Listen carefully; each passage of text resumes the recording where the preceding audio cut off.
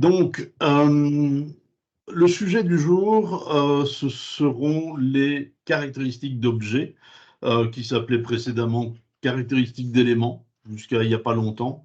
Et donc, voilà, ça a changé de nom. Ils sont en train d'uniformiser le terme, parce que les traducteurs n'ont pas toujours traduit le terme item types anglais de la même manière. Et donc, là, on est en train de remettre un petit peu d'ordre dans cette dénomination.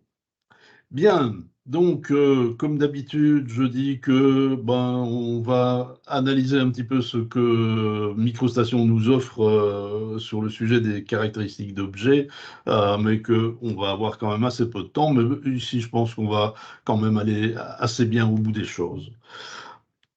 Donc, on va quand même définir un petit peu ce que sont des caractéristiques, les caractéristiques d'objets. Donc, ce sont des ensembles de propriétés, donc ce sont des métadonnées, on va dire, que l'on va pouvoir ajouter aux éléments de manière à pouvoir les décrire ou pouvoir du moins leur ajouter une donnée supplémentaire. Par exemple, on a une ligne qui représente une ligne électrique, eh bien on pourrait dire par exemple que on va introduire une caractéristique d'élément qui va reprendre des caractéristiques qui concernent une ligne électrique, c'est-à-dire le voltage, c'est-à-dire peut-être la puissance, la tension, la puissance qui peut être véhiculée dans cette ligne électrique. Et donc, par là, on va pouvoir également mesurer alors des longueurs, retrouver toutes les longueurs de câblage à 32 ampères, par exemple. Ok. Voilà, c'est un petit peu l'idée. Donc, c'est un enrichissement des éléments graphiques et donc un enregistrement, pardon, avec des attributs sur les éléments graphiques. Donc, on arrive vraiment vers une tendance très orientée BIM, BIM, Building Information Modeling, hein, qui permet d'ajouter de l'information attributaire, on va dire, aux éléments graphiques. Elles peuvent être également tout à fait librement définies par l'utilisateur. Donc, un utilisateur a besoin de caractéristiques supplémentaires sur un élément. Il peut aller éditer tout à fait librement une caractéristique supplémentaire et l'associer à son élément, ce qui va lui permettre d'enrichir sa donnée. Cet enrichissement peut aller jusqu'à être exporter lorsque l'on va faire une impression PDF. Donc, on va pouvoir retrouver l'information attributaire qui a été associée sur les éléments qui constitueront le fichier PDF. Donc, ça peut être extrêmement intéressant pour communiquer de l'information. Ces caractéristiques d'éléments vont pouvoir être définies dans le fichier courant ou bien encore dans une librairie. Donc, librairie, c'est ce qu'on appelle les DGNlib dans MicroStation. Quand je dis MicroStation, c'est tous les produits Bentley. Hein. Et cette DGNlib va permettre de concentrer, de centraliser une information. Alors, à partir du moment où on va utiliser la caractéristique d'élément, si elle se trouve dans une DGNlib, il va y avoir une copie locale de cette définition qui va être faite dans le fichier. On pourra resynchroniser l'élément en librairie avec l'élément qui a été copié localement, bien sûr, comme toujours. Mais on aura toujours une copie locale qui va être attachée au fichier, ce qui va permettre de ne pas devoir embarquer de la librairie si on doit communiquer le fichier DGN à quelqu'un d'autre, évidemment. Hein, c'est la même chose que pour les niveaux, c'est la même chose que pour les styles de trait, etc. Elles sont effectivement tout à fait éditables facilement, comme toute autre propriété d'un élément. Donc, à partir du moment où une caractéristique d'élément, une caractéristique d'objet a été associée à un élément, on va, dans la fenêtre des propriétés, on va retrouver la propriété, on va pouvoir l'éditer de manière tout à fait aisée. Alors, elles vont pouvoir être utilisées pour enrichir les textes. par exemple, si on a à placer un texte, on a une propriété, je prenais l'exemple de la ligne électrique tout à l'heure, qui donne le voltage, eh bien, on pourrait très bien placer un texte qui va être tension, par exemple, 2 points, et puis le voltage, on ne va pas l'introduire manuellement, on va aller rechercher la propriété de l'élément par le petit bouton insérer champ, et donc ça va nous permettre d'avoir un lien entre l'élément et le texte qui le décrit. Et donc si on fait une modification sur la tension, le texte va être mis à jour automatiquement. Et donc, on va pouvoir faire des annotations, pardon.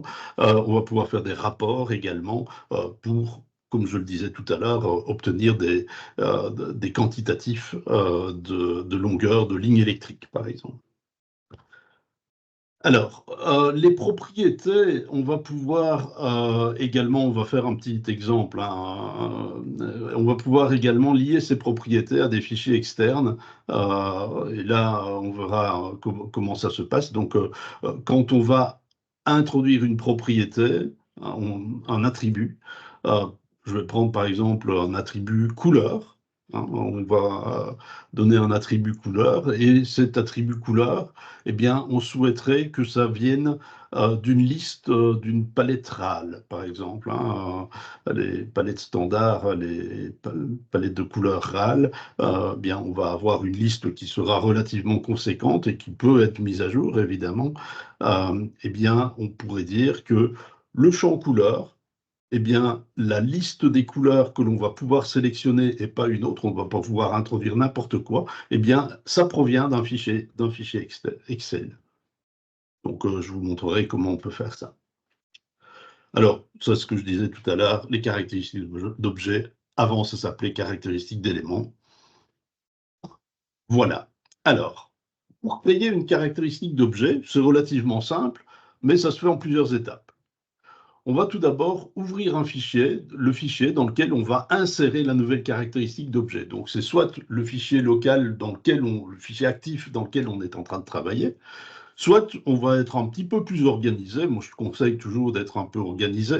Donc, je vous renvoie vers le webinaire que j'ai fait sur les DGNlib précédemment. On va pouvoir collectionner, créer une collection de caractéristiques d'objets que l'on va mettre dans un fichier DGNlib. Et donc, DGNlib, c'est une librairie ici de caractéristiques d'objets. Alors, à partir du moment où on est dans le bon fichier, on va aller dans le flux de travail dessin, dans le flux dans lequel on est le plus souvent, et on va utiliser l'onglet Attaché. Dans cet onglet Attaché, on va retrouver un groupe d'outils qui s'appelle caractéristiques d'objets. Et donc, on va pouvoir attacher des caractéristiques, détacher des caractéristiques, créer des listes de valeurs, importer, exporter des données, et on va pouvoir également, avec le petit élément qui est ici, on va pouvoir ouvrir l'éditeur de caractéristiques d'objets.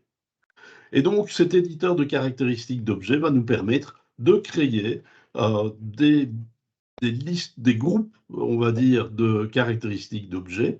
On va pouvoir y créer des définitions. C'est les définitions qui vont être associées aux éléments, qui vont être attachées aux éléments.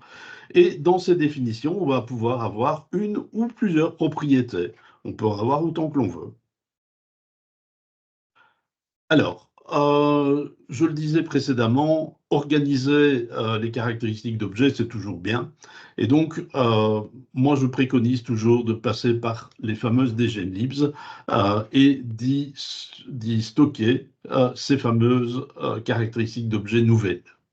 Alors, ces DGNlibs, on va les retrouver soit dans les répertoires qui sont pointés par la variable msdgnliblist. Ça, pour plus de détails, je vous renvoie de nouveau vers le webinaire que j'ai fait sur les DGNlib. Soit on a une variable spécifique qui s'appelle msdgnliblist itemtypes. Quand cette variable est définie, les caractéristiques d'objets ne seront, les caractéristiques d'objets en bibliothèque ne seront plus lues dans les répertoires msdgnliblist, mais dans ceux qui sont spécifiés ici. Donc, c'est une manière plus directe d'accéder aux informations et de manière beaucoup plus précise, en fait. Voilà. Alors, création d'une nouvelle caractéristique d'objet, on va les organiser d'une certaine manière. Ils seront organisés d'une certaine manière, donc on va avoir tout d'abord une bibliothèque de caractéristiques d'objets qui est constituée de ceci, hein. Ici, on va avoir dans cette caractéristique d'objet, on va avoir dans cette bibliothèque de caractéristiques d'objets, on va avoir diverses caractéristiques d'objets. Ici, j'ai fait une petite illustration, caractéristiques d'objet numéro 1 et caractéristiques d'objet numéro 2. D'accord? euh, Chacune de ces caractéristiques d'objet va contenir un certain nombre de propriétés. Ici, j'ai été leur donner des noms bidons, hein, ça pourrait être identifiant, référence, date de mise à jour ou date d'entretien ou ce genre de choses. D'accord? Alors, on va avoir, pour finir, pour chacune des propriétés, propriété 1.1, 1.2, etc., euh, la dénomination que j'ai donnée ici, on va avoir une manière de définir cette propriété. Donc on va dire, tiens, ici, pour la propriété 1, c'est du texte, donc une entrée complètement libre.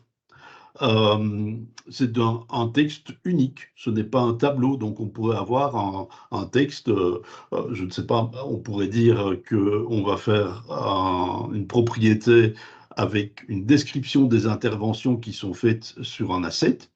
Eh bien, on pourrait avoir la volonté de collectionner toutes les interventions qui ont été faites sur cet asset. Et donc, on va aller dire que ce sera bien du texte, mais que ce ne sera plus faux ici au niveau de est un tableau, mais vrai. Et donc, à ce moment-là, on pourra avoir une collection d'interventions qui ont été faites et donc un historique de ce qui a été fait sur l'asset. Voilà. Mais on va voir ça un petit peu plus en détail dans la librairie, dans une librairie qui est déjà existante et que je vais maintenant vous montrer. Donc, on va prendre MicroStation et je vais aller chercher un fichier que j'ai créé. Je l'ai créé dans les standards de mon workset, dans le répertoire DGNlib. Donc, j'ai été au plus simple.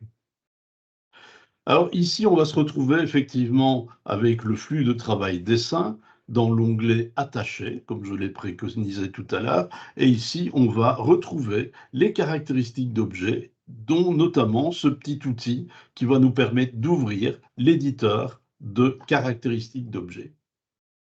Et donc ici, dans cet éditeur, moi, je vais retrouver un groupe de caractéristiques. Et ici, j'ai été créer des caractéristiques d'objets pour une porte. D'accord? Et donc, qu'est-ce que j'ai été mettre dedans? Ben, j'ai été mettre un identifiant qui va permettre de pouvoir retrouver, je ne sais pas, la serrure ou ce genre de choses, savoir quelle porte est ouverte. Ben, il y a peut-être un détecteur qui est lié à un identifiant de porte, etc. On peut faire un entretien sur la porte, venir rewheeler la serrure et ce genre de choses. Eh bien, on va mettre une date de dernier entretien. On va pouvoir lui dire, bien, sa résistance au feu, elle est de temps ou de temps. OK? On va pouvoir lui donner une couleur également. Et ici, je vais vous montrer comment on va pouvoir aller chercher une couleur dans une liste qui est externe au fichier DGN.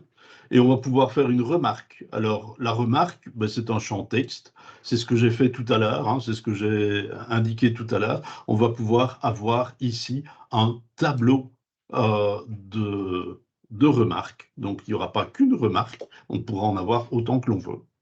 D'accord? Alors, je vais décrire un petit peu chacun des attributs, chacune des propriétés ici. Donc ici, identifiant, on va avoir, c'est le plus simple, ici j'ai été lui mettre un texte. On lui a donné une valeur par défaut qui est ID, d'accord? ID, et puis on mettra ID 1, 2, 3, 1, ID 1, 2, 3, 4, etc. Donc voilà.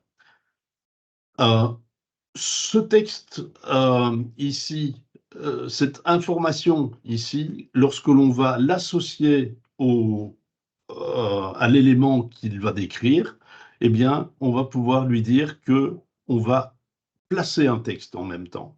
D'accord? Comme ça se faisait dans ce qui s'appelait les labels auparavant. Eh bien, ou les tags, si on était en anglais, eh bien, on avait la possibilité de visualiser la valeur du tags ou du label. Ici, on a tout à fait la même possibilité. Alors, on a ici, pour chacune des propriétés, un petit icône qui est soit comme ceci, soit barré. Barré, ça veut dire qu'il n'y a pas de texte qui va s'ajouter. Et s'il est non barré, le texte va être possiblement placé lors de l'attachement de la caractéristique d'objet. Et on peut cliquer dessus simplement pour dire, bien, je l'affiche, je ne l'affiche pas. Okay. On va le laisser afficher, celui-là. Si on regarde la date de dernier entretien, ici, ben, peut-être que ce qui m'intéresse, c'est lorsque je vais faire l'affectation de la caractéristique d'objet à mon élément, eh bien, je vais lui dire, tiens, ben, la date que je vais mettre par défaut, ce sera la date du jour. Et donc, pour ça, plutôt que d'avoir une valeur par défaut qu'on va introduire manuellement, eh bien, ici, je vais aller utiliser une propriété calculée. Et la propriété calculée, ici, j'ai un petit éditeur qui va me permettre d'aller sélectionner. Ici, on va pouvoir aller sélectionner toute une série de choses et on va, par exemple, prendre, je ne sais plus laquelle j'ai utilisé ici, voilà, système, dead time. Et ici, j'ai été chercher la fonction now. OK. Et donc, simplement en double-cliquant ici dessus, j'introduis le code ici. C'est exactement un peu le même principe que ce qu'on a dans les variables pour les objets paramétriques. Alors, avant de le valider, on va faire un test pour voir s'il n'y a pas une erreur dans la syntaxe. Hein. Si j'ai oublié une parenthèse, par exemple, ici, il va me dire, ah, et attention, il y a un truc qui manque. Et donc, je vais pouvoir ajouter la parenthèse. Si je ne tape pas sur la bonne touche, ça ne va pas aller. Bon. Oups. Voilà. Test. OK. Voilà. Résistance au feu, ah oui, on va pouvoir le formater également ici. Hein, donc, j'ai été faire un clic droit dessus et j'ai dit je vais ajouter du formatage. Et le formatage, bien, ma date d'entretien, j'ai pas besoin d'avoir la date à la seconde près, évidemment. Donc, le jour, ça me va très bien et puis c'est beaucoup plus lisible. Donc, ici, j'ai été choisir un formatage qui me permet d'avoir c'est en 2005. Bon, c'est la valeur par défaut ici, hein, c'est pas la date du jour. Euh, la date du jour, bah, ce sera le 23 avril 2024, évidemment. Okay. Autre possibilité de propriété, de définition de propriété. Ici, je vais toujours rester en texte, d'accord? Pas un tableau. Mais par contre, ce que je vais faire, c'est lui dire, bien, la liste des données possibles pour la résistance au feu. On ne va pas faire une résistance au feu de 17 minutes 30, hein, ça n'a pas de sens. Hein, c'est 30 minutes, 45 minutes, 60 minutes. Donc il y a une liste finie de résistance au feu. Ben, puisqu'on a une liste finie de résistance au feu, eh bien on va associer, ici j'ai été définir ici au-dessus liste de valeurs, et j'ai été créer une liste de valeurs. J'ai fait ajouter liste simplement. Hein, on va mettre test ici. Et puis j'ai été introduire les valeurs que j'autorisais. Voilà, ici j'ai une nouvelle liste avec 1, 2, 3. Hein, on pourrait mettre type, par exemple. Voilà, 1, 2, 3. OK. Et ici j'ai résistance au feu. J'ai 30, 45, 60, 90. Je ne les ai pas mises toutes. Hein. Je vais fermer ça. Et puis ici, je vais pouvoir lui dire que ma source de valeur, je vais venir la chercher dans le fichier DGN. et je vais aller sélectionner la liste résistance au feu ou type. Ici, en l'occurrence, c'est résistance au feu. Type, c'est celle que je viens de créer. OK. Et donc, quand je vais placer une caractéristique d'objet à un élément, sur un élément, eh bien, il me proposera d'introduire une valeur que je vais aller chercher ici. On pourrait très bien lui mettre également une valeur par défaut. Je vais mettre 30. OK. La couleur, ça c'est encore, c'est un peu le même principe, sauf que la liste, elle n'est pas définie, elle ne sera pas définie ici. Elle va être définie à l'extérieur du fichier DGN. Elle va être définie dans un fichier Excel. Et donc, ici, je vais avoir, plutôt que d'avoir choisi fichier DGN, j'ai été choisir fichier Excel. D'accord? Alors, il y a une mécanique qui se met en place à ce moment-là. Fichier Excel, le fichier Excel, il va pouvoir être trouvé dans une variable. Enfin, il va être pointé par une variable, on va aller la voir, cette fameuse variable ici, spécification, configuration. Donc ça, je vous renvoie vers encore un autre webinaire qui concerne la configuration de microstation. Et ici, on a une variable qui contient le mot lookup. Et on a item type lookup ici. Alors, moi, je définis dans ma configuration que j'avais un endroit dans ma configuration, dans les standards de ma configuration, de mon workset, dans le répertoire data, j'ai un fichier qui s'appelle bicat quelque chose.xlsx. On pourrait en avoir 10 des fichiers. Donc c'est pour ça qu'il y a un étoile. Alors je vais aller rechercher dans mon répertoire tel que je l'ai défini ici, je vais aller rechercher cette information, webinaire BICAD, je vais mettre le fichier, ici sur le bon écran, voilà, dans les standards, j'ai dit, standard, data, et ici j'ai un fichier Excel qui s'appelle BICAD couleur menuiserie. Alors qu'est-ce que j'ai dedans? J'ai une liste avec un ensemble de couleurs, avec un titre, code, RAL et description, et j'ai toute une série de couleurs qui ont été définies. C'est quand même bien plus facile de les définir quand on a une quantité comme ça importante, c'est quand même plus pratique de les définir dans un fichier Excel, parce que copier-coller, ça va très bien, et puis on retrouve des listes, on peut bricoler ça assez facilement. Si on avait dû mettre ça dans une liste telle que je l'ai créée tout à l'heure pour la définition de mon type, vous vous rendez bien compte avec 250 entrées que ça allait être un peu plus compliqué. Et donc ici, pour ma couleur, je vais simplement cliquer sur les 3 petits points ici, et je vais lui dire, ah ben voilà, ici, je vais prendre le fichier Excel. Vous avez vu, étoile, bicad étoile.xlsx. Donc ici, si j'avais plusieurs fichiers, je pourrais les retrouver ici. Option de sélection, c'est par colonne. Donc je vais aller prendre une colonne. On pourrait prendre autre chose. Il y a des plages nommées, etc. dans Excel. On va lui dire que la première ligne contient les en-têtes, qui était le nom, code RAL et description. Et donc, je vais lui dire que on pourrait également avoir plusieurs feuilles dans notre fichier Excel. Donc, je prends la feuille nuancier RAL classique. C'est comme ça que s'appelle cette liste. Et je vais aller sélectionner la colonne code RAL et description, tout simplement. OK, voilà. Et donc, j'ai ma liste qui va apparaître ici. Et puis, c'est tout. Donc, en fait, ici, j'ai fait quoi?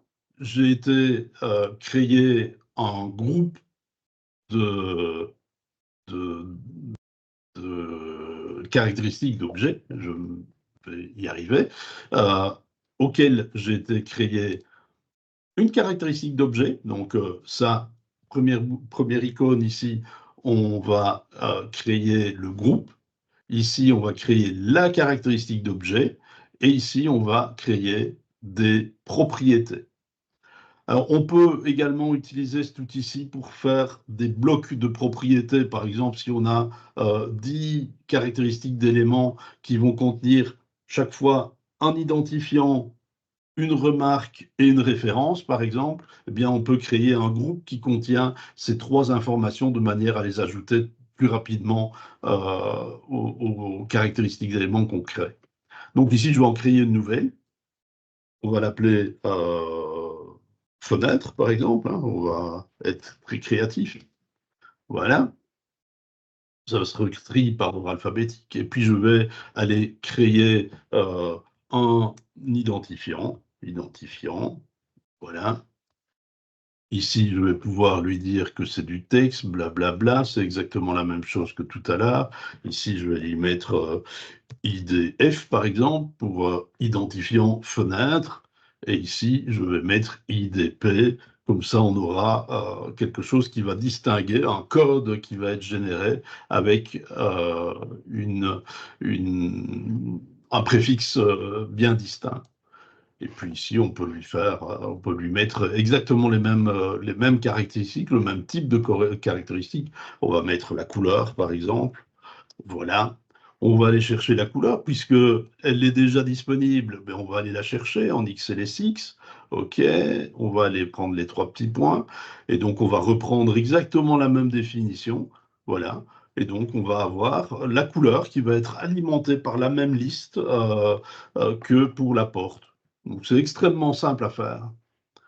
Et donc, une fois que ça est fait, on va sauvegarder les caractéristiques d'objet.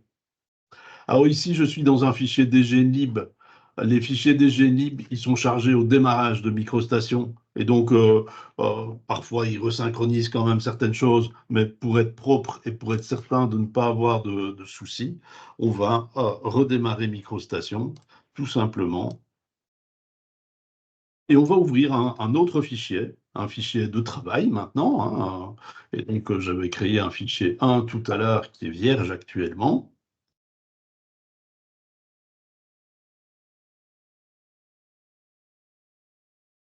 Et donc, si je vais placer un élément, je vais aller placer un élément, peu importe, ici. On va mettre ceci ici, on va mettre ceci ici. Et là, je vais pouvoir utiliser de nouveau mon onglet Attacher. Dans les caractéristiques d'objet, je vais cliquer sur Attacher caractéristiques. Et ici, on va retrouver le groupe de caractéristiques d'éléments webinaire 23 du 4 2024, dans lequel on va retrouver les 2 caractéristiques d'éléments qui sont disponibles. Je vais lui dire que je vais cliquer porte. Il va me pré-remplir les choses avec effectivement la date du jour qui est bien en date de dernier entretien, hein, comme je l'ai souhaité. Ici, je vais mettre IDP 1, 2, 3, 4, par exemple. Et je vais aller sélectionner la résistance au feu, la résistance au feu, ici, dans la liste finie que j'ai définie. On peut faire des recherches. Ici, évidemment, il n'y a pas besoin de faire une recherche, on est avec une liste relativement courte. Et je vais pouvoir également aller sélectionner la couleur, et la couleur, il va aller la chercher dans le fameux fichier Excel que je vous ai montré. Et donc ici, on va avoir également une liste qui sera beaucoup plus longue, évidemment. Et là, l'outil de recherche, je vais aller chercher la 7020, par exemple, ou 21. Voilà, gris-noir. OK.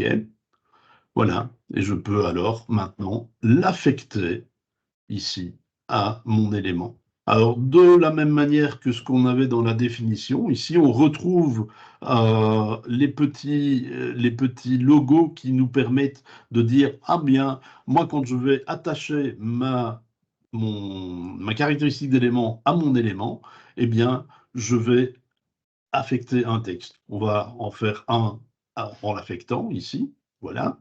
Et ici, je peux aller placer ce texte directement euh, en lien avec l'élément. D'accord? On voit qu'il est sur un fond gris, donc ça veut dire que c'est un texte champ. champ de texte.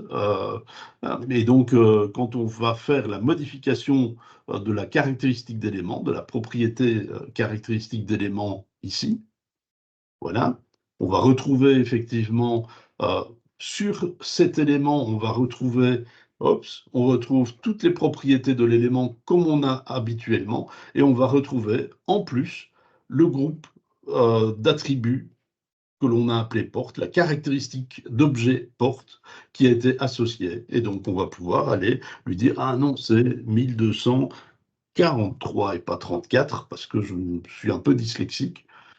Et voilà. Et donc, le texte est mis à jour également. OK. Alors, si on fait la même chose ici pour le deuxième élément, donc il a conservé la dernière caractéristique d'objet sélectionné. Et donc ici, je vais pouvoir lui dire que c'est un autre identifiant. On va aller lui dire que c'est une autre couleur. Et je vais lui dire que au placement, je ne vais pas placer le texte. Donc je vais le décocher ici. Et donc quand je vais cliquer ceci, eh bien voilà, j'ai mon élément qui maintenant aura également une caractéristique d'objet, mais le texte n'est pas associé. D'accord? Donc, Par le contre, Philippe, réassocier. Oui, pardon.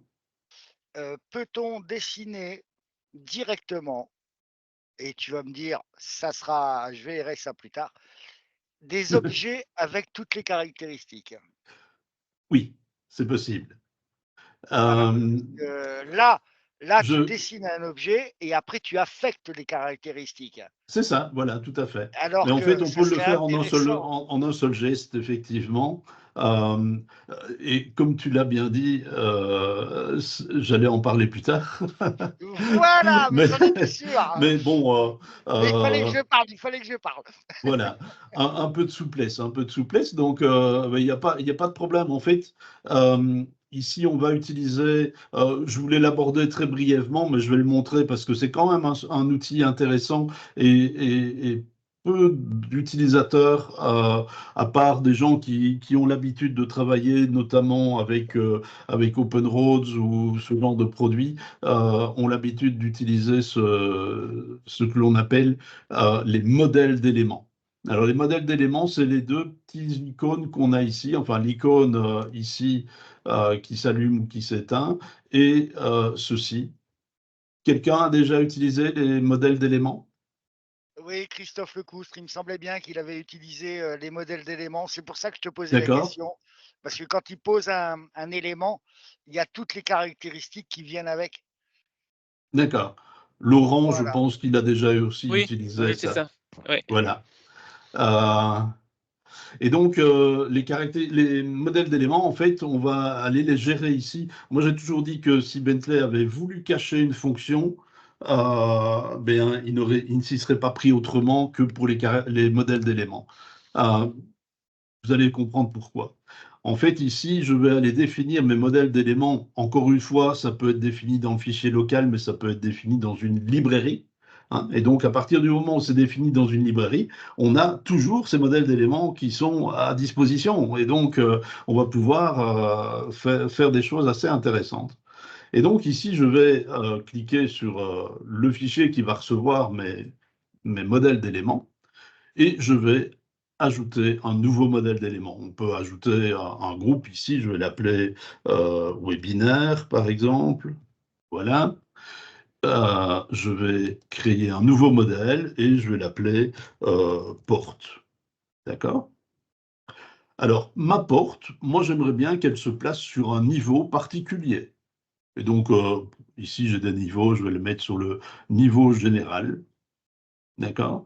Je vais lui dire que je vais lui définir une couleur, c'est de la menuiserie, on va le mettre en brun, on va lui mettre un style de trait, bon non, c'est bien, et ici je vais lui dire que je vais le mettre avec un trait un peu plus épais.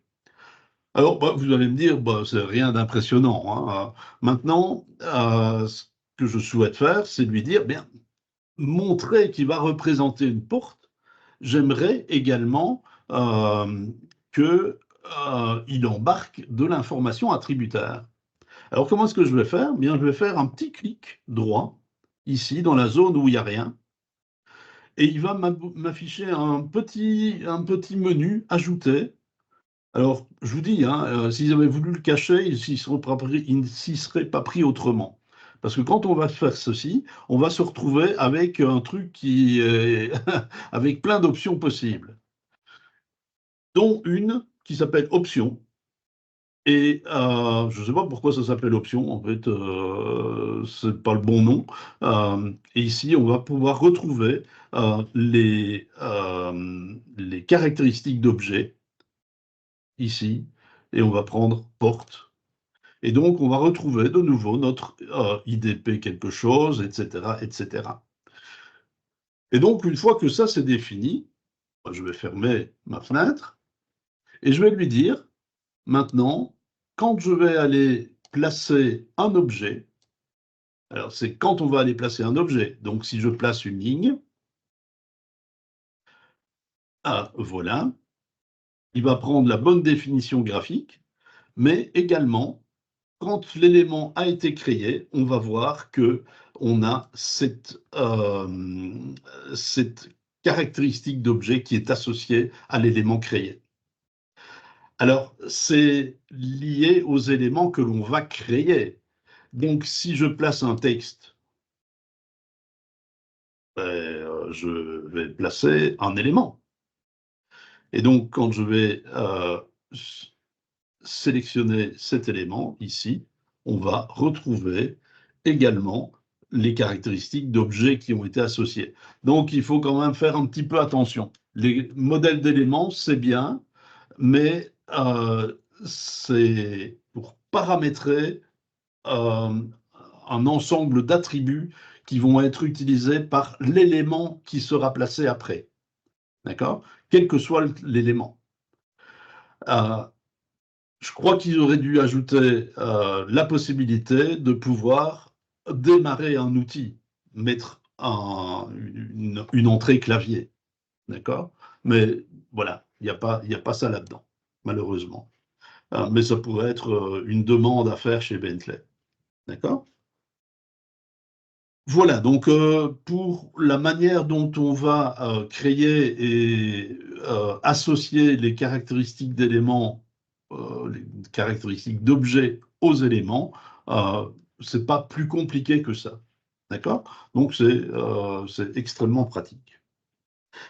Alors, on va aller un petit peu plus loin maintenant et un petit peu avancer sur notre sujet du jour.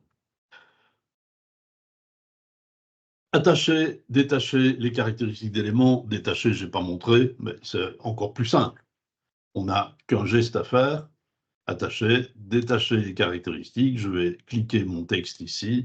Et maintenant, quand je vais aller revoir mes propriétés, ici, je n'ai plus la propriété porte, qui est la caractéristique d'objet porte qui est associée à mon texte. Rien de plus simple. D'accord? Les éléments peuvent, les caractéristiques d'objets peuvent être associées en une seule fois sur une multitude d'éléments. Il suffit de faire une sélection au préalable et puis d'affecter la caractéristique d'éléments, la caractéristique d'objet à cet ensemble d'éléments. On peut faire la même chose pour détacher. Donc, on peut tout sélectionner et puis détacher les caractéristiques d'objets. D'accord?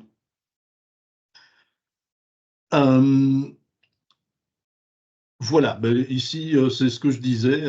Il est possible d'associer automatiquement les caractéristiques d'objets via les modèles d'éléments. Donc, Pierre-Michel, c'est ce que je viens d'expliquer. Un peu plus subtil. Dans MicroStation, on place pas mal d'objets qui sont des cellules. D'accord? Donc là aussi, si vous avez besoin d'informations sur les cellules, il y a 2 webinaires qui concernent les cellules normales et partagées, et puis un second qui concerne les cellules paramétriques. Je vous invite à aller les revoir si vous avez besoin de plus d'informations sur les cellules. Ces cellules, quand on va souhaiter les placer et y mettre de l'information attributaire, bien, peut-être que ce qui serait intéressant, c'est que automatiquement, l'information attributaire soit embarquée avec la cellule. D'accord? Alors, comment est-ce que ça va se passer? Bien, plutôt que de faire un placement d'objet et puis d'associer une caractéristique d'objet à cet élément cellule, eh bien, on va le faire au préalable. Donc, dans la bibliothèque de cellules, on va aller dire la cellule porte, eh bien, je vais lui associer l'élément, la caractéristique d'objet porte, tout simplement. D'accord? Et donc, quand on va la placer, automatiquement, à cet objet porte qui aura été placé, on va retrouver l'information qui aura été consignée. Alors, comment est-ce que ça va se passer? Là, il y a une petite subtilité. Et donc, je vais venir sélectionner ma librairie de cellules. Ça s'appelle mes cellules paramétriques.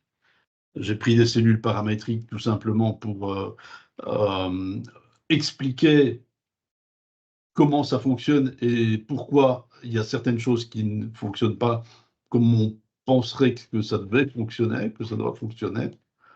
Donc, je vais venir ici dans mes cellules. Ici, j'ai été créer diverses cellules, divers modèles, pardon, donc diverses cellules dans ma bibliothèque. Oups, on va diminuer un peu ça. Et donc, j'ai une porte 2D ici. Si je l'ouvre, si vous vous souvenez du webinaire sur les cellules paramétriques, voilà, c'est le premier exemple que j'avais fait. Et donc, ici, à cette cellule, je n'ai rien affecté comme caractéristique d'objet. D'accord? Et puis, je l'ai décliné dans un autre modèle, sous un autre nom. Et là, j'ai une caractéristique d'objet qui a été associée. Et puis le troisième, j'ai une caractéristique d'objet et j'ai l'identifiant qui a été placé, le texte identifiant qui a été placé. D'accord? Ici, on est sur des cellules paramétriques. Et puis, je l'ai fait également, cette cellule, avec une cellule normale à laquelle j'ai aussi associé la fameuse caractéristique d'objet porte, et j'ai été placer le texte également. Alors, comment est-ce que j'ai été associé les caractéristiques d'objets à mes cellules? Eh bien, si je le fais ici et que je lui dis, ben, sur quel élément est-ce que je vais aller associer ça? D'accord? Donc, je peux le faire sur plein d'éléments. Et donc, si on veut éditer la caractéristique d'élément, il faudra sélectionner la cellule placée et puis aller sélectionner l'élément dans la cellule qui aura la caractéristique d'objet attaché. D'accord? C'est moyen au niveau de la praticité. D'accord? Donc, on va essayer de trouver un moyen plus simple de le faire. Eh bien, le moyen le plus simple, et c'est d'ailleurs la raison pour laquelle Bentley a changé la dénomination caractéristique d'élément et que maintenant ça s'appelle caractéristique d'objet, parce qu'un objet, c'est plus large qu'un élément. Et la caractéristique d'objet, ici, elle n'est pas associée à un élément graphique, mais elle est associée à toute autre chose. Elle est associée tout simplement au modèle. Le modèle qui est un objet. D'accord? Alors, on va le retrouver où? On va le retrouver ici dans l'outil Explorer. D'accord? Dans Fichier, on va retrouver ici, tout en dessous, la liste des modèles qui sont contenus dans le fichier bibliothèque de cellules. Voilà. Et on va aller associer notre caractéristique d'élément à la cellule qui convient. Donc ici, j'ai une cellule qui n'a pas de caractéristique. Donc je vais faire un clic droit dessus et il va me dire il va me donner un menu avec la possibilité d'attacher un élément. Alors, quand je fais attacher élément, ça s'affiche sur le mauvais écran, désolé. Voilà, ici, je vais avoir la possibilité de lui dire à cette cellule qui est sans caractéristique pour l'instant, je vais associer la caractéristique d'objet porte. Voilà. Et donc, je vais aller, je vais la sélectionner déjà, parce que je dois placer un texte, donc il faut que je puisse le placer correctement. Donc, on va revenir ici. Je vais refaire un clic droit, attacher élément, voilà. Et ici, je vais lui dire, ben, soit je vais placer l'identifiant, soit je peux dire je ne vais pas le placer. Hein, OK. Donc ici, je vais le placer. Je vais dire placer un texte. Je vais venir me placer ici. Je vais utiliser la Q-Draw. Je vais me mettre 40 mm au-dessus de la feuille de porte. Et voilà. Et donc maintenant, cette cellule aura en son sein un bloc attributaire qui fera partie intégrante de la cellule et qui pourra être enrichi, qui va pouvoir servir de documentation pour la cellule. Alors ici, je vais changer son nom parce que là, j'avais marqué sans caractéristique, renommé, et je vais aller retirer tout ceci. Voilà. Alors, de nouveau, ici, c'est une librairie, hein, une bibliothèque de cellules, donc je vais quitter MicroStation et puis je vais relancer MicroStation. Je vais réouvrir un nouveau fichier. Nouveau fichier. Je suis créatif, donc je vais l'appeler fichier 2. Et on va aller placer les cellules qui existent dans notre bibliothèque. Donc pour ça, je vais utiliser l'onglet Annoter. Là, on a les cellules. Je vais aller sélectionner dans la bibliothèque de cellules. Je vais aller afficher mes cellules. On va retrouver la cellule que je viens de modifier avec son ID. Je vais double-cliquer dessus. Voilà. On va aller la placer. OK. Voilà. Et on a la valeur ID qui apparaît ici. Sauf que, si vous vous souvenez, pour ceux qui ont suivi les webinaires sur les cellules, il y a deux grands types de cellules. Il y a ce qu'on appelle des cellules partagées et des cellules normales. Alors, les cellules partagées, les cellules normales, pardon, eh bien, à chaque fois que l'on va placer la cellule, on va avoir une copie de la description graphique de la cellule. Donc, chacun des éléments sera placé autant de fois que l'on va placer la cellule. D'accord? Une cellule partagée, il y a une seule définition qui est contenue dans l'entête du fichier ou qui est contenue quelque part dans le fichier, et on va y faire référence. Donc ça veut dire que la définition graphique de chacun des éléments n'existe qu'une seule fois. Et donc, quand je vais aller placer ma deuxième porte avec la même cellule, l'arc de cercle ici, c'est exactement le même élément que cet arc de cercle ici. Donc si dans la définition je modifie cet arc de cercle, je vais avoir une répercussion sur l'autre élément.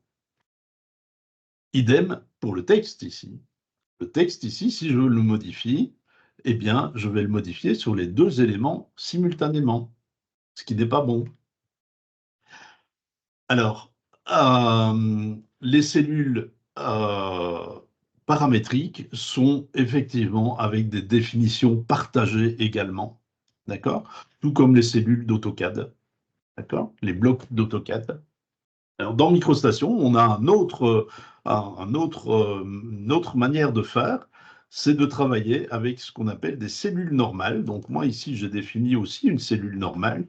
Je vais aller changer mon échelle pour la mettre à la taille que j'attends. Voilà. Et ici, on voit que le fond est grisé. Donc, ça veut dire que ce texte, il est alimenté par un élément. Et l'élément, bah, c'est ma cellule, en fait. Donc, je vais cliquer ma cellule. Si je viens modifier les propriétés de cette cellule, ici, je vais mettre 1, 2, 3, 4.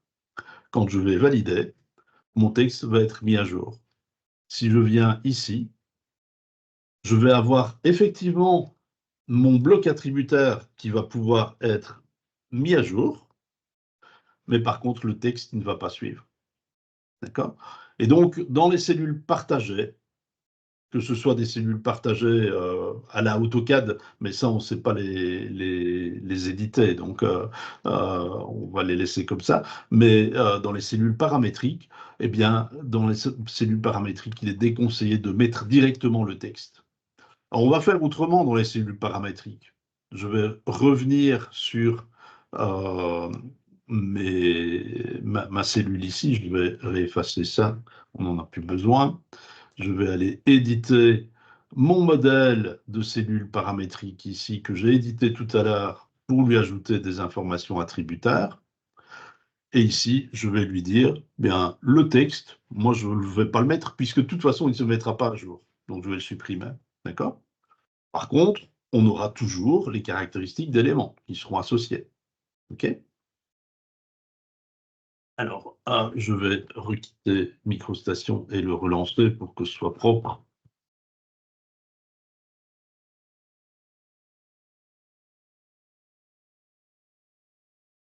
Fichier, je vais faire un fichier 3.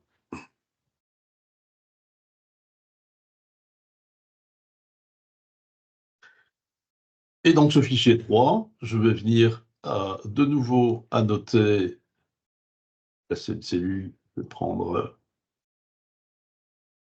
cette même cellule. Ici, on voit bien qu'il n'y a plus le texte. C'est bien ce que je souhaitais faire. Voilà. Et donc, j'ai mon élément qui a été placé. On peut le sélectionner et aller modifier son identifiant, par exemple, modifier sa résistance au feu, modifier sa couleur, enfin, on modifie tout ce qu'on veut. Voilà. Maintenant, je souhaiterais peut-être aller annoter cet élément et lui dire, bien, je voudrais bien faire apparaître l'identifiant. Bien là, on va procéder avec en faisant une seconde étape, parce qu'ici, on est bien sur un objet paramétrique, donc on peut changer sa variation si on le souhaite, comme on l'avait montré précédemment. Et puis ici, je vais pouvoir lui dire que je vais placer un libellé. Alors ici, je vais vous montrer ce à quoi on arrive. Ici, je vais prendre ceci, pardon, ceci, voilà. Je vais vous expliquer à quoi servent ces icônes. Et je vais aller sélectionner ma cellule ici. Où est-ce que ça est passé? Ah oui, je n'ai pas sélectionné la cellule d'annotation, donc c'est normal que ça ne fonctionne pas. Donc j'ai créé une cellule qui s'appelle annoter porte, voilà. Et je vais aller sélectionner ceci ici, et là, se remettre à la bonne échelle, voilà. On va aller mettre notre texte d'annotation qui va être lié, lui, à la porte. Donc maintenant, si je viens modifier les caractéristiques d'objet de cette porte, on va mettre 5, 6, 8, 9, on a automatiquement une répercussion. Si on change la résistance au feu, on est passé à 60. Si on change la couleur, on va changer également la définition couleur du texte.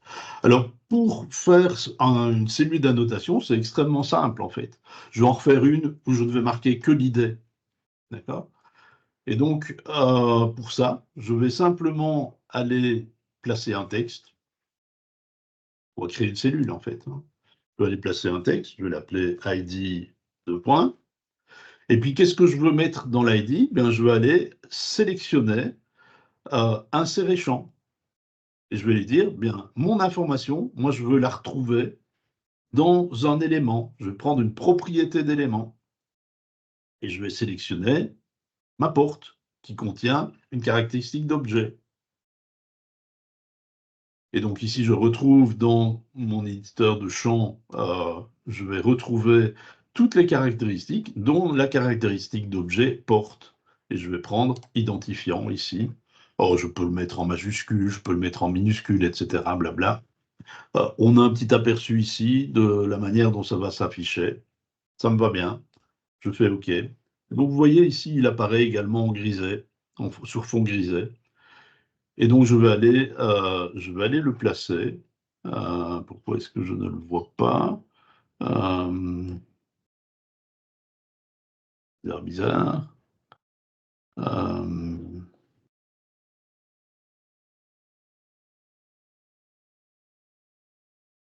Identifiant. Non. Effet démo, hein, comme d'habitude. Ah non, je crois qu'il a été placé, mais tout petit. Non, plutôt un point de... Non, je pense que c'est à cause de la notation que tu as mise. Il a changé la notation, il a mis ID 5698. Oui, c'est normal, c'est normal. Et peut-être qu'il ne faut pas cette notation pour que tu puisses le passer. Peut-être, hein. J'en suis voilà. pas sûr. Hein. Voilà. Donc j'ai mon texte qui apparaît maintenant ici. Et donc, qu'est-ce que je vais faire? Bien, je vais tout simplement aller créer une cellule maintenant. Je vais créer une cellule avec ce machin. Et donc, je vais simplement maintenant retourner dans Annoter. Toutes mes fonctions de cellule se trouvent là-bas. Je vais aller placer une origine. Voilà. Je vais aller sélectionner les éléments que je veux inclure dans ma cellule. Voilà. Et je vais également aller lui dire, je vais sélectionner la librairie dans laquelle je vais stocker ma définition de cellule. Hop. Voilà. Et je vais créer ID porte. Annoter ID porte. Créer. Voilà. Donc j'ai une nouvelle cellule d'annotation qui a été créée. Alors ceci, je n'en ai plus besoin, c'était juste pour créer mon élément. Voilà. Et ce que je vais faire maintenant, je vais aller replacer un libellé. Je vais changer de nom de cellule. Annoter ID porte. Voilà. Je vais faire ceci. OK. Je vais sélectionner ma porte ici. Et là, maintenant, j'ai uniquement mon ID de porte qui se place. Il y a la même valeur que celui-ci, hein, évidemment. C'est une autre cellule d'annotation. Alors, comme c'est une cellule d'annotation, ben, on peut mettre un cadre si on veut autour, on peut faire ce qu'on veut, on peut l'habiller comme on le souhaite. Hein. Donc, c'est extrêmement pratique. Voilà. Alors, j'ai dit que j'allais vous expliquer à quoi servaient Bon, ici, celui-ci, c'est l'échelle d'annotation, donc celui-là, on le connaît bien, hein, enfin, a priori.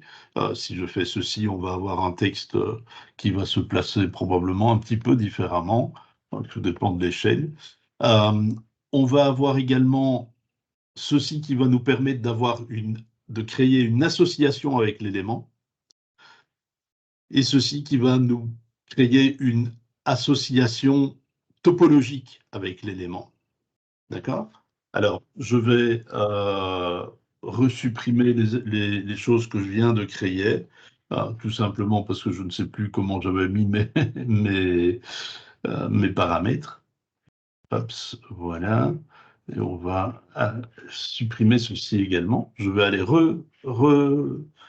réannoter mon élément ici. Je vais le faire 2 fois. Je vais le faire 3 fois même. On va faire ceci, ceci. Je vais activer ceci. Je vais faire ça. Voilà. Et je vais faire ceci. Et je vais faire ceci. Voilà. Donc là, aucun des verrous. Un verrou, le premier verrou, les 2 verrous. Et donc, ce que je vais faire, je vais simplement déplacer ma porte. Et on va voir ce qui va se passer. Là, rien n'a suivi. Ici, la ligne s'est prolongée mais le texte n'a pas bougé. Et ici, les deux ont bougé. Donc, si je fais ça de nouveau, vous voyez, ici, ça bouge. Le texte se déplace en même temps que l'objet. Ici, il y a uniquement la ligne de rappel qui est modifiée. Et là, puisqu'il n'y avait aucun des verrous qui était sélectionné, enfin, qui était activé, on n'a pas de lien. OK. Et Donc voilà. uniquement avec le deuxième verrou, ça change quoi? Alors, uniquement avec le deuxième verrou, bonne question, on va le faire. Hein. On va aller placer ça ici. Voilà. Et puis, je vais redéplacer ceci. Et là, bah, c'est comme ici. Donc, en fait,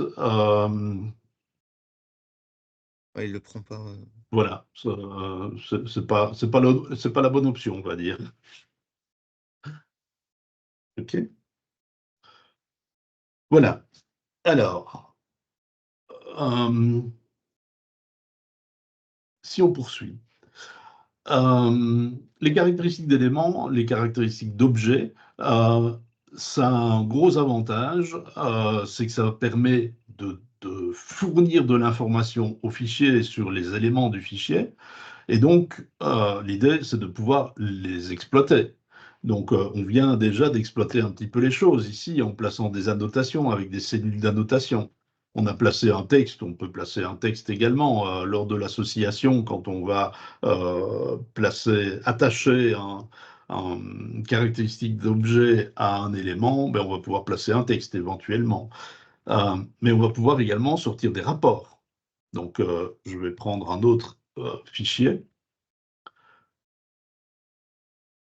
avec un petit plan architectural.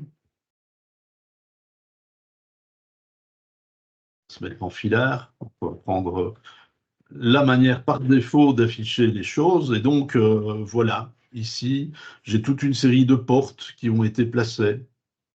À ces portes, on a associé un bloc attributaire porte, des caractéristiques d'objets, d'accord, qui sont différentes sur chacune des portes, évidemment. Voilà. OK. Alors, ouais, il y a plusieurs choses que je peux faire. Je pourrais très bien dire, bien moi, je voudrais bien faire un tableau ou faire un export Excel de l'ensemble de mes portes avec quelques informations qui y sont liées. D'accord? On va faire ça. Donc, je vais utiliser l'onglet Analyse ici. Et dans l'onglet Analyse, on a un outil qui s'appelle Rapport. Et donc, Rapport va nous permettre de générer, ici j'en ai déjà fait liste des portes. On va en refaire un nouveau. Je vais l'appeler liste des portes 2. Voilà. Alors, qu'est-ce que je vais faire? Ben, je vais devoir lui dire, ben, écoute, tu vas aller me retrouver l'ensemble des éléments qui ont des caractéristiques d'objets, portes liées, puisque c'est comme ça que mes portes ont été constituées. Et donc, je vais aller faire une sélection. Donc, je vais lui dire que c'est dans le fichier actif. Je pourrais lui dire que c'est dans tous les fichiers. Donc, il irait voir également dans les références. D'accord? Mais ici, je n'ai pas de référence et donc, je ne vais utiliser que dans le fichier actif. Je vais aller faire une sélection. Donc, je vais sélectionner mes objets, les objets que je vais utiliser pour faire mon filtrage. Je vais lui dire, bien écoute, ici, je vais sélectionner les objets, tous les objets qui ont la caractéristique porte associée. OK. Alors, mes portes, j'en ai de plusieurs types. Et le type, c'est le nom de la cellule. J'ai décidé ça comme ça. Hein. Mais ici, dans mon organisation, le type de la porte, c'est le nom de la cellule.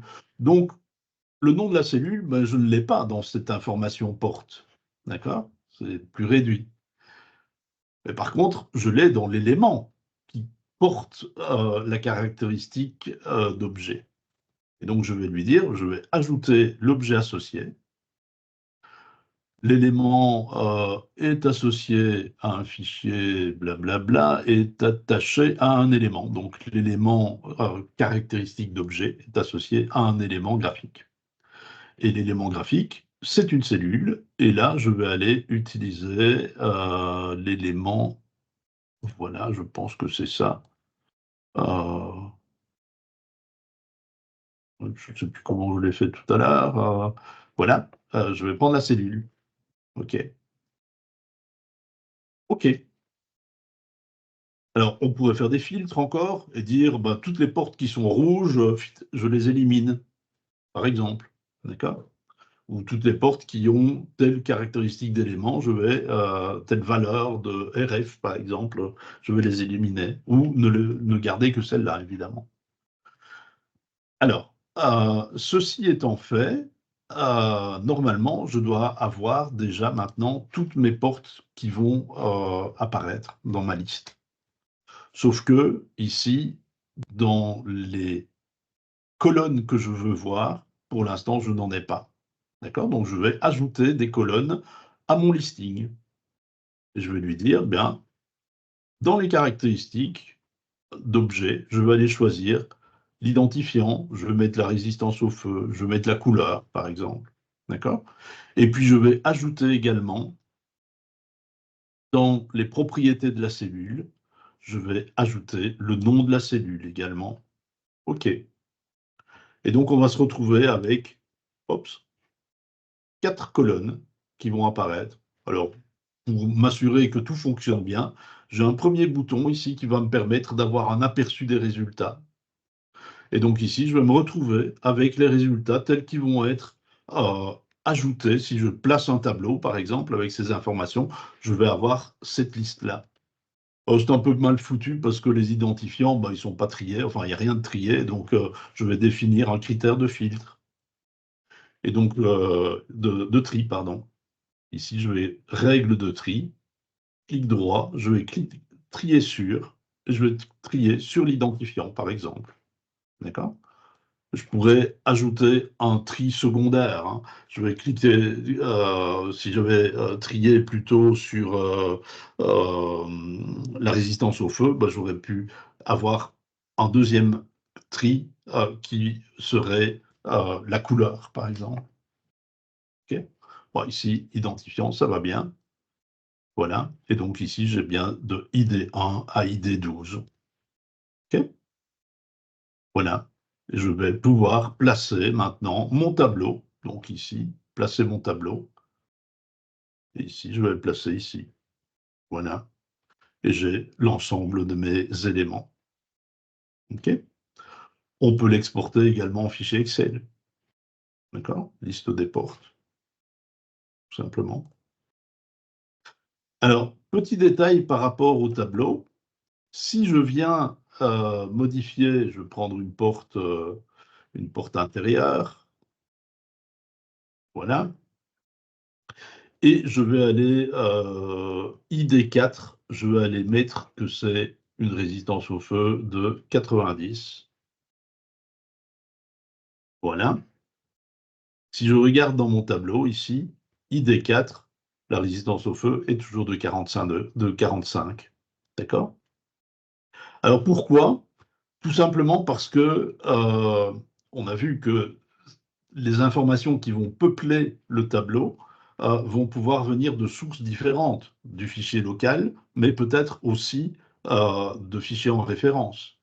Si on a 50 fichiers en référence, d'accord, et qu'on a 30 collaborateurs qui font des modifications sans cesse sur les fichiers en référence, comme MicroStation détecte automatiquement que les références sont modifiées, ce serait infernal, les tableaux se mettraient à jour en permanence.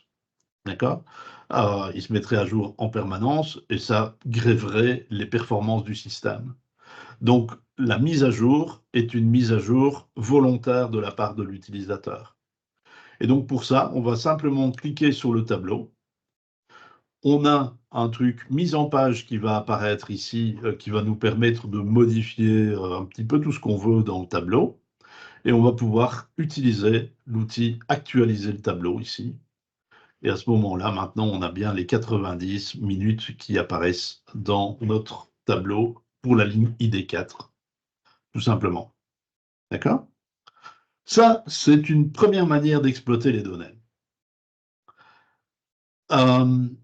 Donc, créer des listes, créer des inventaires, des nomenclatures d'éléments. Une autre manière de faire, c'est de dire, ben voilà, ici, j'ai un plan, il y a des couleurs dans tous les sens, j'ai des portes, elles sont toutes représentées de la même manière. J'aimerais bien, d'une manière ou d'une autre, trouver le moyen de faire une thématisation. Et donc, moi, je dois faire un plan pour l'exploitant du restaurant, par exemple. Je dois faire un plan avec, pour les pompiers, avec les résistances au feu de toutes les portes. Bah, ce serait sympa de pouvoir, par résistance au feu, avoir une couleur spécifique. Et puis tout le reste, bah, c'est des choses qui n'intéressent personne. Les murs extérieurs, ça intéresse peu les pompiers en matière de porte. OK? Les tables, même chose. Donc, tout ça, on va le mettre en grisé, on va l'estomper. Et donc, on va faire ressortir les éléments qui nous intéressent en fonction d'une caractéristique particulière. Ça, c'est un petit peu l'idée. Et donc, pour ça, on va utiliser tout simplement un style d'affichage. D'accord? Et donc, les styles d'affichage, vous les connaissez probablement. On peut passer en monochrome, par exemple, pour griser l'ensemble des données. On va pouvoir travailler, très souvent, on travaille en filaire. Ici, ce n'est pas très heureux quand on va sortir le plan, on va avoir trop de couleurs et ça va tuer l'information. Moi, je veux sortir quelque chose de beaucoup plus propre. Et donc, moi, ce que j'ai créé ici, hein, je vais vous montrer ce que j'ai créé et comment je l'ai créé. J'ai créé un style d'affichage résistance au feu. Et donc, simplement en le sélectionnant, eh bien, je me retrouve avec les diverses portes qui sont dans des couleurs différentes en fonction de leur résistance au feu. D'accord? Donc, on voit bien que ici, celle-là, elle n'a pas la même résistance au feu que celle-là. OK? Celles-ci n'ont pas la même résistance au feu que celle-là non plus. Donc, voilà. Et puis, tout le reste, je l'ai estompé parce que c'est du filigrane, quoi. C'est du support uniquement. L'information intéressante, ce sont les portes. Alors, comment est-ce que j'ai fait ça? Eh bien, j'ai été créé, tout simplement, je vais repasser en mode filaire pour repartir à zéro. Vous allez voir, ça va très vite. J'ai été utiliser l'outil ici, les trois petits points. Il y a à d'autres endroits la possibilité d'activer cet outil, hein. Et j'ouvre la fenêtre d'édition des styles d'affichage, puisqu'on peut éditer ses propres styles d'affichage. Et donc, celui-ci, filaire, je vais partir de celui-là. Et je vais le copier. Et je vais lui donner comme nom webinaire, par exemple. OK? J'ai mon style webinaire. Alors, qu'est-ce que je vais faire ici? Je vais aller sélectionner les règles d'affichage. Je vais définir une règle d'affichage. Et la règle d'affichage, c'est ce qui va faire le filtre et ce qui va faire la rethématisation également.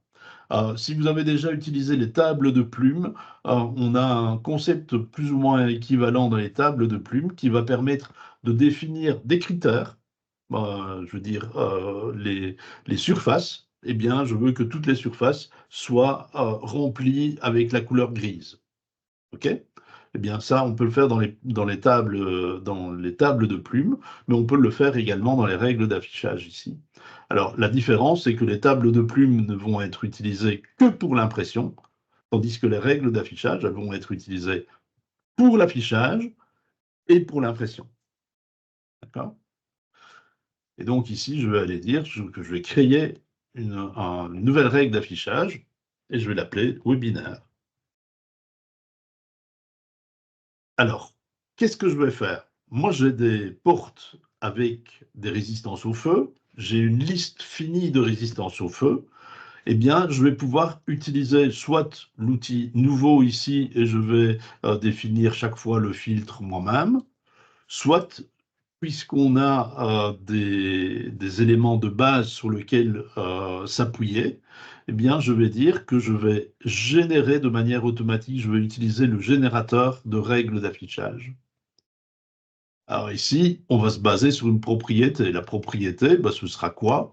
Bah, ici, en l'occurrence, ce sera, ici, les portes. La caractéristique d'objet porte. Voilà. Voilà, et je vais prendre la résistance au feu. C'est bien ça que je cherche. OK? Alors, je vais affecter, je vais utiliser la valeur de résistance au feu. D'accord? Voilà. Ici, je vais prendre toutes les valeurs. Donc, je vais sélectionner tout ce qui a des valeurs 30, 45, 60, 90. OK? Et donc, il m'a ajouté ici plusieurs conditions. Quand ma résistance au feu est de 30, bah, ici, je fais rien. Quand elle est de 45, je fais rien. Quand elle est de 60, je fais rien. Quand elle est de 90, je fais rien non plus. Donc, pour le moment, ça ne fait pas grand-chose. Et donc, ce qu'on va faire, c'est lui dire qu'on va définir les actions. Et donc, je vais aller faire une colorisation. Donc, je vais lui dire, moi, mes résistances au feu, quand 30 minutes, moi, je vais l'afficher en vert, 90, je vais l'afficher en rouge, et puis je vais interpoler entre les deux. OK? Donc voilà, je vais générer, et donc ici, je me retrouve avec une rethématisation de mes portes. De mes portes uniquement. Donc ça veut dire que tout le reste, eh bien, il va le laisser tel quel. Donc on va avoir quelque chose qui sera pas encore génial, hein. Donc ici, si je sélectionne le style webinaire, voilà, on voit que les portes ont changé de couleur, d'accord? Mais par contre, le reste est toujours affiché et donc ça tue l'information. Donc, ce que je vais faire, je vais simplement ajouter une nouvelle condition. Alors, si on regarde les conditions ici, on voit que si la résistance au feu est de 30, je vais thématiser en vert et puis je m'arrête. D'accord? Alors, je vais voir plus loin. Si ça vaut 45, bien, je l'affiche dans une autre couleur et puis je m'arrête. Et puis, si je ne suis ni 30, ni 45, ni 60, ni 90, c'est-à-dire n'importe quoi d'autre, eh bien, c'est toujours applicable. Et ce que je vais faire, je vais lui dire que je vais ajouter une action de resymbolisation. Voilà. Et je vais lui dire que je vais l'afficher en gris très léger. Voilà. Et donc, ça me permet de faire ressortir mes éléments. Alors ici, c'est sur un fond noir, donc ça ne donne pas trop bien. Mais si je lui dis que je vais rééditer le webinaire ici, je vais aller ce style webinaire, je vais l'afficher sur un fond blanc. Donc ici, je vais activer le fond. Et donc ici, on voit bien ressortir maintenant les portes avec leur couleur qui indique quelle est la résistance au feu de chacune des portes. Donc voilà, ça c'est quelque chose d'extrêmement efficace. D'accord?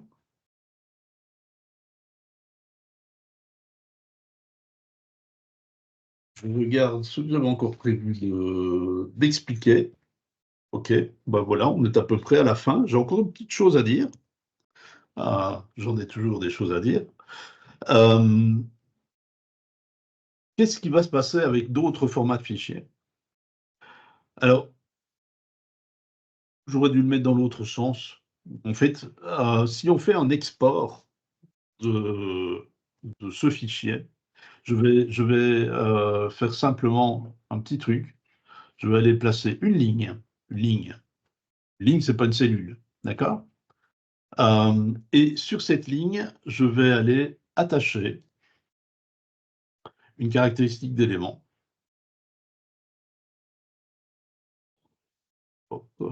Voilà. Porte que je vais associer ici. Voilà. Et donc ici, si je sélectionne ma ligne, dans les propriétés, je ne l'ai pas associé correctement, donc voilà. OK. Si je sélectionne ma ligne, j'ai bien une propriété, une caractéristique d'objet qui a été associée. D'accord? Si je fais ceci maintenant, enregistrer sous, et que je l'enregistre en DWG, pour utilisation dans AutoCAD, enregistrer, voilà, il va ouvrir le fichier DWG. OK, ça ressemble grosso modo. Il y avait des niveaux activés, etc. Enfin, peu importe. Si je sélectionne une porte, on va bien retrouver le groupe d'informations. C'est pas traité de la même manière dans AutoCAD, donc il y a une petite nuance ici sur cet objet porte. D'accord? Si par contre, on sélectionne la ligne que j'ai placée, ce bloc attributaire n'est pas exporté. Alors, pourquoi? Bien, tout simplement parce que dans AutoCAD, on n'a pas d'attribut sur autre chose que les blocs, l'équivalent des cellules. D'accord? Et donc, MicroStation est incapable de fournir ça à AutoCAD parce que AutoCAD ne sait pas le gérer, ne le gère pas, tout simplement. OK? Oh, voilà, ça c'est quelque chose d'important à signaler.